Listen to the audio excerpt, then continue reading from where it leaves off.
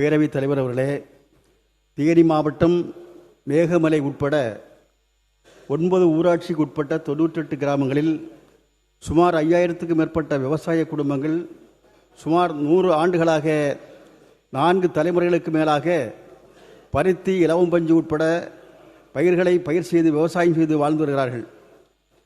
கிராம விவசாயிகளுக்கு செம்பு பட்டாவும் வனப்பகுதியில் கால்நடைகளை மேய்ப்பதற்கு புல்வரி அனுமதி சீட்டும் வழங்கி இருக்கிறார்கள்.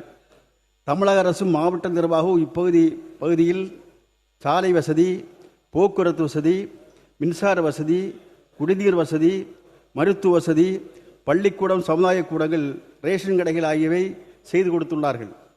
இந்நிலையில் கிராம சபாவில் எவ்வித தீர்மானங்களும் நிறைவேற்றாமலேயே வனத்துறை காப்பு காடுகள் என அறிவித்தனர். இதனால் வனத்துறையின் கெடுபிடி அதிகமாகி விவசாய விளைபொருள்கள் சந்தைக்கு எடுத்து செல்லக்கூட வனத்துறையினர் தடைகளை ஏற்படுத்தினர். இப்பகுதி மக்களிடம் பெரும் கொந்தளிப்பை ஏற்படுத்தியது. இதனை எதிர்த்து நடைபெற்ற வழக்குகளில் 24/3/2026 அன்று உச்சநீதிமன்றம் 98 கிராமங்களில் 4601 விவசாய குடும்பங்களையும் 4000க்கும் மேற்பட்ட குடியிருப்புகளை அகற்ற வேண்டுமென உத்தரவிட்டுள்ளது.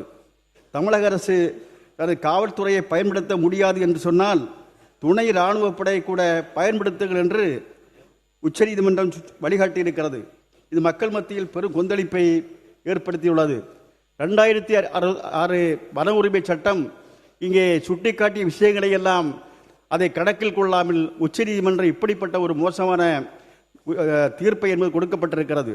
இதன் அடிப்படையில் செப்டம்பர் 1 அன்று உச்சநீதிமன்றத்தில் இவ்வழக்கு விசாரணைக்கு வரும்போது தமிழ்நாடு அரசின் சார்பில் மறு சீராய்வு மனு தாக்கல் செய்து மக்களின் வாழ்வினையையும் வாழ்வாதாரத்தையும் பாதுகாக்க தேவையான அனைத்து நடவடிக்கைகளும் தமிழ்நாடு அரசு எடுக்க வேண்டும் என்று மார்க்சிஸ்ட் கம்யூனிஸ்ட் கட்சி கேட்டுக்கொள்வதோடு அரசு மேற்கொள்ளும் அனைத்து நடவடிக்கைகளுக்கும் மார்க்சிஸ்ட் கம்யூனிஸ்ட் கட்சி துணை நிற்கும் என்பதையும் தெரிவித்து அமர்கிறேன்.